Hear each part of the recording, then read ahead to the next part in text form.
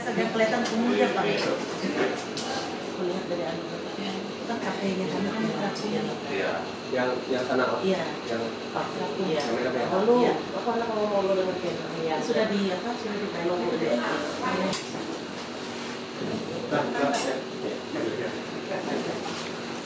Kita pasar orang halus lagi kembali pakai modal. Murah aja murah. Ini Pak.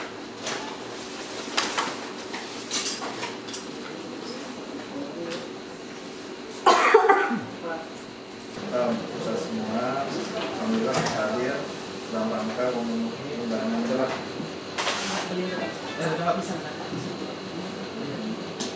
Undangan yang setelah kami sampaikan malam tadi mungkin melalui WA ya, melalui WA.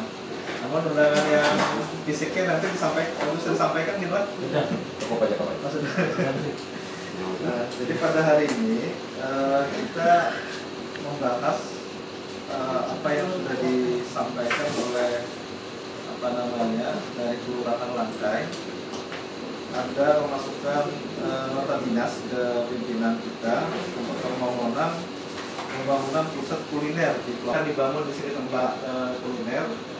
Ini ada dinas perindak yang mungkin nanti dari segi pemasaran produk dan lain-lain, kemudian dari DLH yang hadir juga di sini.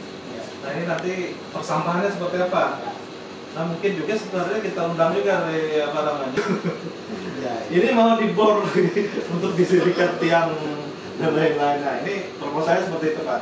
Nah mungkin nanti dikasih penjelasan seperti apa model yang kita inginkan supaya mungkin juga nanti pariwisata ini bisa memolesnya lebih bagus lagi.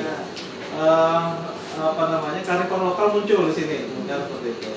Nah sehingga dan ini mungkin antisipasi juga, kadang-kadang di sini juga banjir. Yang kedua sebenarnya harus kita bangkitkan dan tarikan transportasi, Pak.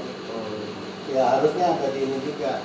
Karena ya bangkitan dan tarikan transportasi ini mengikut ini pola ini terkumukan juga ini dari penting bersama sendiri bagaimana mekanisme UMKM di sini. Nah, karena kita membangun ini kan kita tidak latah gitu. Nah ini nanti berharap juga ada kontribusi kepada pemerintah kota. Nah karena ini memang ini kan bisa berbuat apa di situ. Akhirnya yang kaya makin kaya, yang miskin tetap miskin kan gitu kan. Sudah hatam.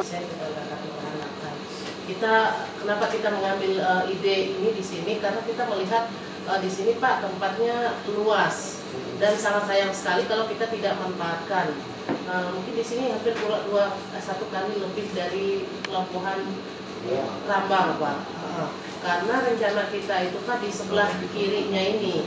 Jadi rombong-rombongnya itu di sebelah kiri sepanjang sebelah sininya Pak. Ya untuk tempat RT, RW sudah kita sampaikan semua dan pada prinsip mereka sepakat karena kita nanti akan memberdayakan untuk parkirnya dari khususnya warga saya yang ada di situ Pak. Jadi kita akan menggunakan mereka yang termasuk ini nih yang dikelola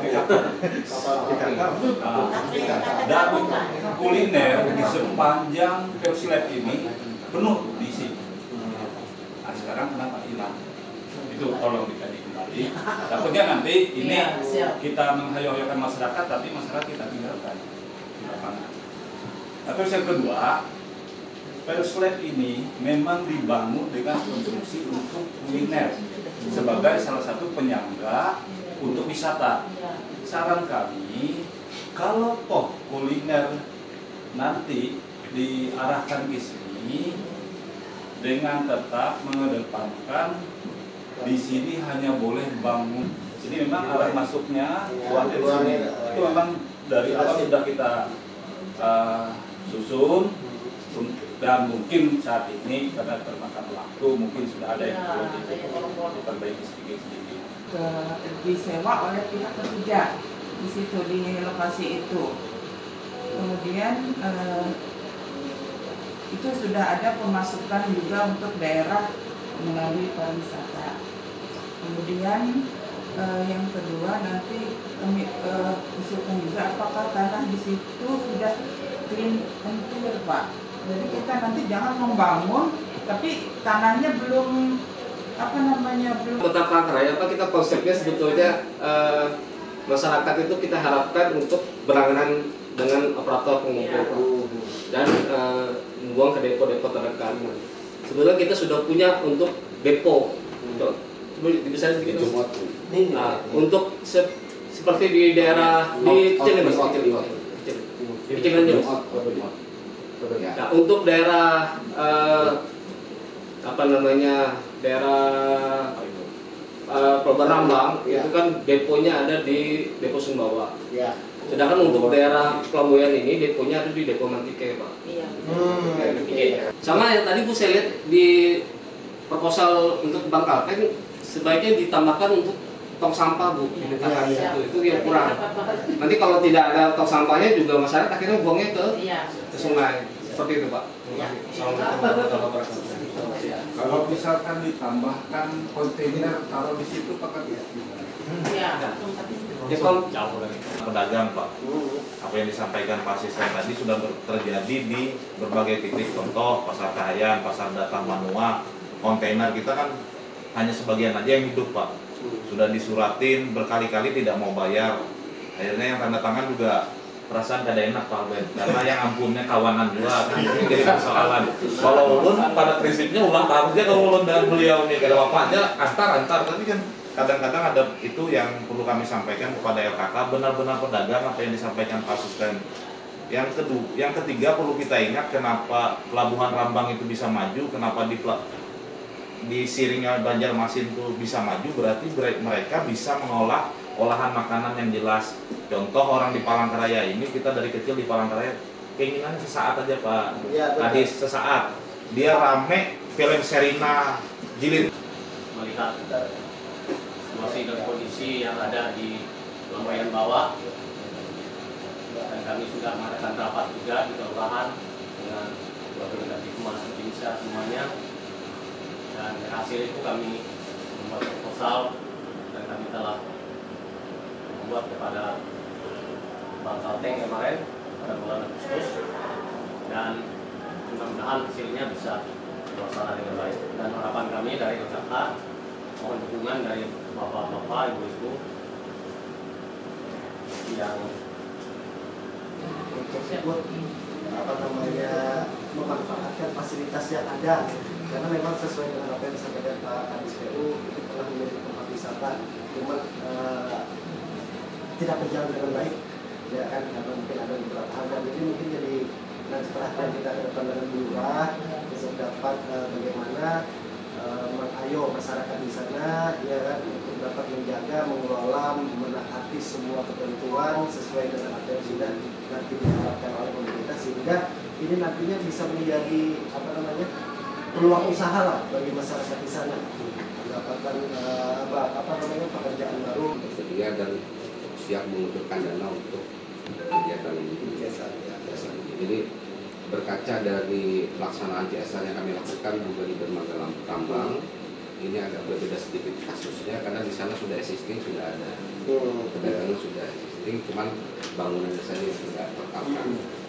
Nah waktu itu dari PT PLN nanti menghabiskan anggaran sekitar 300 juta untuk penataan kuliner di Dermaga Rambang, tapi plus dengan listrikannya, karena mereka berbasis listrik. Dan dari Bank Kalteng juga masuk sistem pembayarannya dengan menggunakan QRIS, jadi tidak ada tunai. Nah, kita kembali ke Pelabuhan Bawah, ada banyak permasalahan yang perlu kita sikapi. Tadi dari persampahan sudah, nah sekarang sistem air bersihnya. Air bersih kalau seandainya menggunakan PDAM, siapa yang bayar pembukaan pertama? Apakah itu include di dalam CSR atau tidak? Terus bayaran itu setiap bulannya juga harus ditentukan siapa yang membayar untuk air bersih. Kemudian listrik, kalau menggunakan token, siapa yang isi tokennya? Siapa yang bayar? Apakah setiap bayar masing-masing atau seperti apa? Nah kalau di Dermaga Rambang dia setiap kios itu ada meteran, jadi kayak token itu bayar masing-masing. Nah ini harus bisa dipersiapkan dulu. Terus nah sistem sewa lapaknya seperti apa? Kalau di Dermaga Rambang dia penuh habis untuk pedagang semua, dihibahkan lah. tidak ada yang mengelola, tidak ada, pokoknya dia ada asosiasi pedagang, cuma mengelola sistem persampahan dan keamanan. Nah, silakan kalau di sini nih diatur betul-betul. Di sini pajaknya tinggal kalikan itu aja 20% dikasih itu. Tapi satu teman-temannya memang itu terisi atau tidak terisi di situ adanya. Nah, di situ ada kelemahan namanya. Tetapi kita yakin ini kan tidak HMBT kita mengut pajaknya. Begitu ini sudah jalan. Ya gitu silakan dulu ini dianukan. Yang penting ini kan uang RKK juga untuk mensubsidi di sini. Nah begitu misalnya bulan ketiga ada oke, ini kan daripada parkir ini.